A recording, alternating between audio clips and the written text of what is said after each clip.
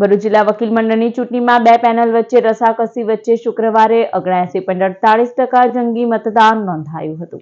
ભરૂચ બાર એસોસિએશનની ચૂંટણીમાં 7મી ટર્મ માટે સહકાર પેનલના પ્રદ્યુમનસિંહ સિંધા અને પરિવર્તન પેનલના અજબ સિપાહીએ પોતાની પેનલો ઉતારી હતી। આજે બાર રૂમમાં સવારથી બેલેટ પેપરથી મતદાન પ્રક્રિયા હાથ ધરાઈ હતી।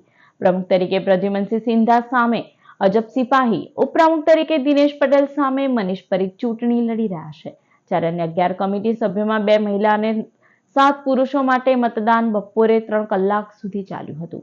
કુલ નોંધાયેલા 853 પૈકી 678 વકીલોએ મતાધિકારનો ઉપયોગ કરતા ટકાવારીમાં 79.48% રહી હતી। વકીલ મંડળની ચૂંટણીમાં મતદાન પૂર્ણ થયા બાદ 1 કલાકના બ્રેક પછી મતગણતરી હાથ ધરવામાં આવી હતી।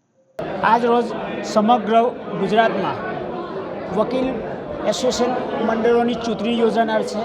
એ સંદર્ભે આજ રોજ ભરૂચમાં પણ ચૂંટણી યોજાનાર છે અને શાંતિથી મતદાન ચાલુ છે। બધા મતદારો શાંતિથી મત આપે છે અને બધા પોતાનો મતનો વ્યવસ્થિત ઉપયોગ કરીને લે છે। હાલમાં પણ બાર કાઉન્સિલની ફેબ્રુઆરી કે માર્ચમાં બાર કાઉન્સિલના મેમ્બરનું ઇલેક્શન પણ આવે છે। એમાં પણ મારા બધા મેમ્બરોની લાગણી છે તો હું એમાં પણ ઉમેદવારી ભરવાનો છું। હું એ ઇલેક્શન પણ લડવાનો છું। એ પણ આપ સાહેબનું આ માધ્યમ દ્વારા જણાવી દઉં ને